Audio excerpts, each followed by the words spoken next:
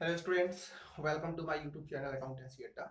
Economics में आज हम लोग डिस्कस करने वाले हैं microeconomics and macroeconomics में डिफरेंस।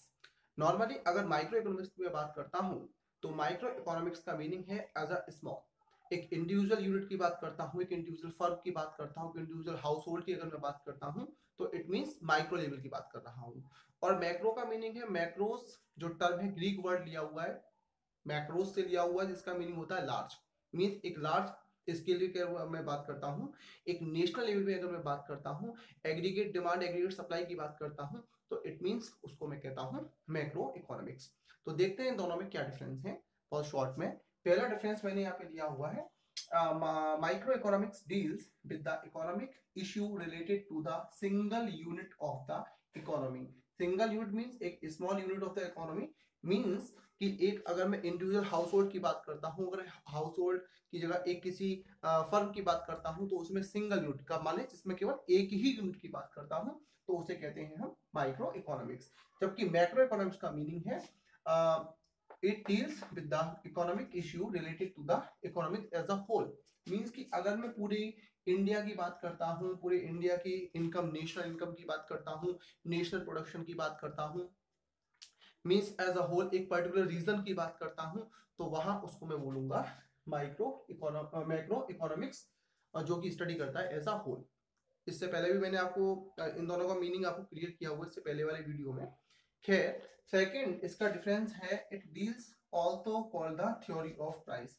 इसको हम थ्योरी ऑफ प्राइस के नाम से बोलते हैं। थ्योरी ऑफ प्राइस का मीनिंग है कि अगर पर्टिकुलर गुड्स का जो कॉस्ट है उसके बाद उसका जो प्राइस होगा वो क्या होगा, पर्टिकुलर उस गुड्स का प्राइस क्या होगा, थ्योरी ऑफ प्राइस से ये जो है हमारा macro economics, it deals also called the theory of income and employment.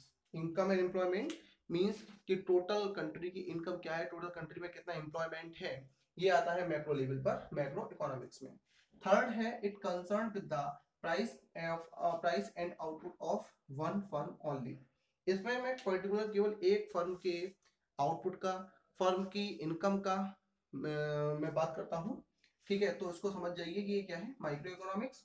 और मैक्रो इकोनॉमिक्स में it concern with the aggregate output, aggregate means total output, and general price level of in the economy. General price level का meaning क्या है कि particular जो country है उसमें जो प्राइस लेवल है वो इन्फ्लेटेड है या डिफ्लेटेड है, माने इन्फ्लेशन है या डिफ्लेशन है, मींस महंगाई है या चीजें सस्ती हैं। तो इन चीजों को जनरल प्राइस लेवल की हम बात करते हैं, इसको बोलते हैं हम मैक्रो इकोनॉमिक्स। नेक्स्ट है, it assume macro variable are constant. थोड़ा सा यहाँ पे अटेंशन पे करेंगे, माइक्रो इकोनॉमिक्स में जो है वो मैक्रो वेरिएबल्स कांस्टेंट रहते हैं। वेरिएबल कांस्टेंट माने टोटल इनकम वगैरह, ये सारी चीजें इसमें वेरिएबल जो होंगे वो कांस्टेंट रहते हैं। जबकि इसमें माइक्रो वेरिएबल्स, मैक्रो में micro variables remain constant. Mean कि अगर मैक्रो इकोनॉमिक की बात करते हैं तो मैक्रो में माइक्रो इकोनॉमिक के वेरिएबल कांस्टेंट रहेंगे, मतलब सेम रहेंगे। और अगर हम बात करते हैं माइक्रो की तो वहां पे मैक्रो वेरिएबल्स कांस्टेंट रहेंगे। कंपोनेंट की बात कर लेते हैं जल्दी से। मींस इसमें कंपोनेंट कौन कौन से हैं। पहला कंपोनेंट है कंज्यूमर बिहेवियर। कंज्यूमर बिहेवियर का मीनिंग है कि एक कंज्यूमर अपनी इनकम के अकॉर्डिंग कितना एक्सपेंडिचर करता है। मींस कि वो ज्यादा एक्सपेंडिचर करता है या कम एक्सपेंडिचर करता है, वो ज्यादा महंगी चीजें खरीदना पसंद करता है या सस्ती चीजें खरीदना पसंद करता है। ठीक है, तो ये कंज्यूमर बिहेवियर। दूसरा प्रोड्यूसर बिहेवियर। प्रोड्यूसर बिहेवियर का मीनिंग है कि इसमें किसी भी इकोनॉमी में जो प्रोड्यूसर है वो किस तरीके से अपना अपनी गुड्स की सप्लाई दे रहा है। सपोज दैट कि अगर उसका गुड्स महंगा बिक रहा है तो सप्लाई थोड़ी सी ज्यादा देगा, और अगर सपोज दैट उसका गुड्स सस्ता है, उसको प्रॉफिट कम हो रहा है, तो उस गुड्स की सप्लाई वो थोड़ी सी कम देगा। तो इसमें अगर हम बात करते हैं कंज्यूमर बिहेवियर, प्रोड्यूसर बिहेवियर, ये इसके कंपोनेंट्स हैं माइक्रो इकोनॉमिक के। जबकि मैक्रो इकोनॉमिक में पहला कंपोनेंट है equilibrium in the economy. Means कि इकोनॉमी के अंदर बैलेंस है या नहीं है। इक्विलिब्रियम का मीनिंग क्या होता है, बैलेंसिंग पॉइंट, बैलेंस एक जैसा पॉइंट। तो यहाँ पर ये इक्विलिब्रियम पॉइंट मींस इकोनॉमी में इक्विलिब्रियम है या नहीं है। दूसरा है डिसइक्विलिब्रियम इन द इकोनॉमी। अगर डिसइक्विलिब्रियम है तो उसको आप कैसे करेक्ट कर सकते हैं। थर्ड पॉइंट इसी से रिलेटेड है, correction of the disequilibrium in the economy.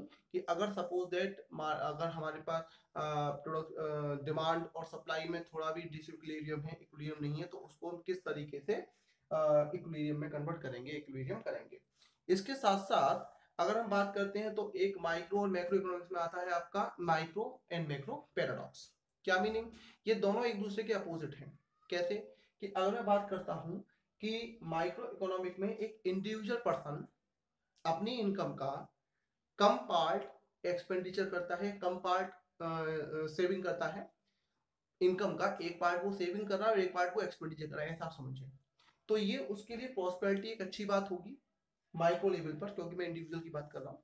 लेकिन अगर मैं मैक्रो इकोनॉमिक की बात करता हूँ तो मैक्रो इकोनॉमिक में अगर मैं पूरी पॉपुलेशन की बात करता हूँ, अगर पूरी पॉपुलेशन सेविंग पर ज्यादा फोकस करती है तो ऐसा करने पर क्या होगा, सब लोग सेविंग करने में लगे होंगे तो एक्सपेंडिचर उन लोगों का कंपेरेटिवली थोड़ा सा कम होगा। जब कम होगा तो जाहिर सी बात है कि वहां उस कंट्री में जो ग्रोथ होनी चाहिए वो ग्रोथ नहीं होगी।